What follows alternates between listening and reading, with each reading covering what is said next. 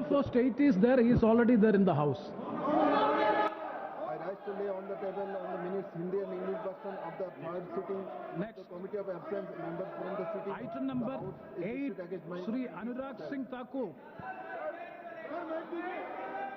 Honorable Chairman, sir, with your permission, I rise to present the 27th report, Hindi and English version of the Standing Committee of Coal, Mines and Steel as listed against my name in today's revised list of business. Item number 9, Dr. Jitendra Singh Ji.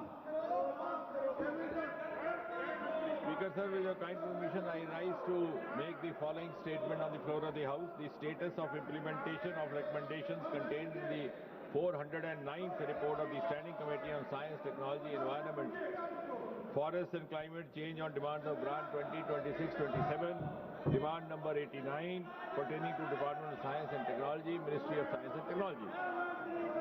Item number The status 10. of implementation of recommendations contained in the 411th report of the Standing Committee on Science, Technology, Environment, Forests and Climate Change on demand for grant 2627, demand number 24, pertaining to the Department of Science and Technology, Ministry of Science and Technology. Thank you. Item number 10, Dr. L. Murugan. And permission, I rise to lay a statement regarding the status of implementation of recommendations contained in the 22nd report of the Standing Committee on Communication and Information Technology on review of mechanism to curb fake news pertaining to the Ministry of Information and Broadcasting. Item number 11, Shri Sadish Chandra Dubey.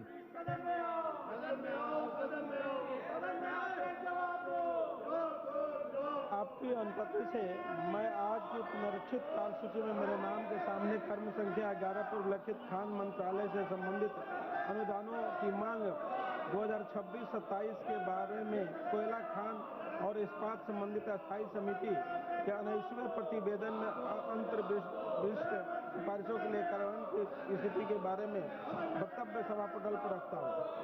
Item number 12, Srimati Nimmu Ben Jayandi Bhai Bhabaniya.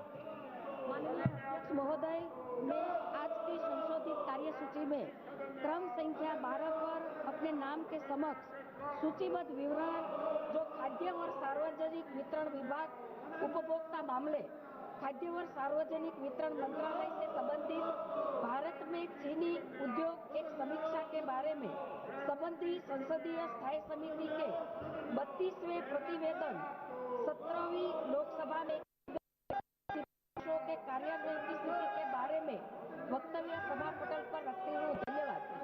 Item number 13, Shri P.P. Chaudhary.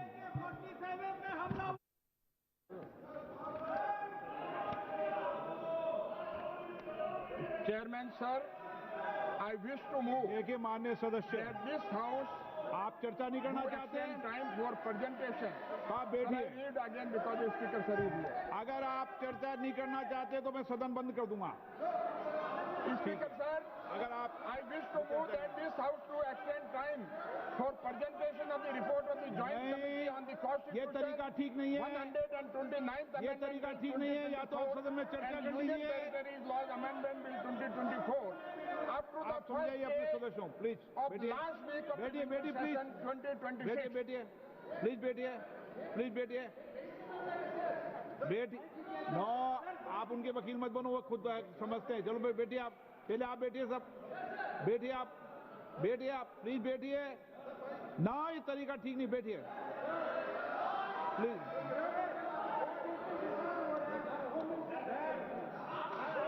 किसको आना है किसको नहीं आना आप तय नहीं करोगे, आप तय करने वाले नहीं हो। जिन माननीय सदस्य का, जिस माननीय मंत्री जी का विधेयक है वो यहाँ पर उपस्थित है, जिससे पार्लियामेंट नहीं चलती है। No, Yes sir. Yes sir. देखिए मैंने आपको पर्याप्त समय दिया। रात को 11 बजे तक सदन में चर्चा हुई, सभी माननीय सदस्यों ने अपने मत विचार किए। आप अगर आपके प्रतिपक्ष के नेता को नहीं बोलने देना चाहते हो, आपकी योजना हो तो बता दीजिए, बता दीजिए। Yes sir. Please no no please, और को लोगों को बोलने दें आप प्लीज। डिबेट शुरू करने दें, डिबेट शुरू करो। आपने जो डिबेट शुरू करो, प्लीज। Speaker sir, yes.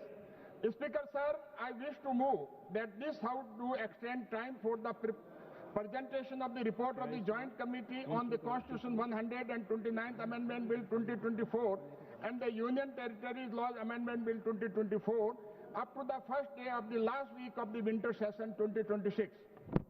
प्रश्न है कि श्री पीपी चौधरी द्वारा प्रस्तुत प्रस्ताव को स्वीकृत किया जाए। जो सदस्य प्रस्ताव के पक्ष में हाँ कहें, हाँ। जो सदस्य प्रस्ताव के पक्ष में ना कहें। मेरे विचार में निर्णय हाँ वालों के पक्ष हुआ, हाँ वालों के पक्ष हुआ, प्रस्ताव स्वीकृत हुआ।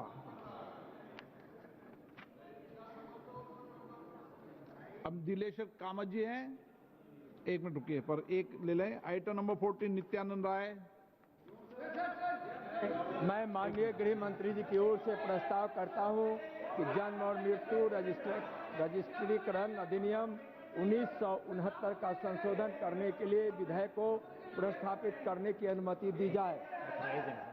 चलिए, मनीष तिवारी के वाक काव्य, चलिए आगे बढ़े, ठीक है।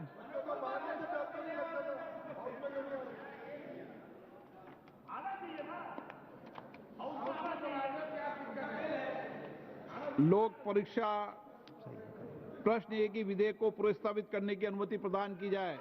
जो सदस्य इसके पक्ष, जो सदस्य विरोध में ना कहें। मेरे विचार में निर्णय हाँ वालों के पक्ष में, हाँ वालों के पक्ष में अनुमति प्रदान की जाती है। माननीय मंत्री जी अब विधेयक प्रस्तावित करें। माननीय अध्यक्ष महोदय, मैं विधेयक प्रस्तावित करता हूं। माननीय सदस्यगण, जिन्हें नियम 377 के तहत आज मामले उठाने की अनुमति दी है, वो व्यक्तिगत रूप से अनुमोदित पाठ सदन के पटल पर रख सकते हैं। आइटम नंबर 16 लोक परीक्षा अनुचित साधन निवारण संशोधन विधेयक 2026, श्री दिलेश्वर कामत।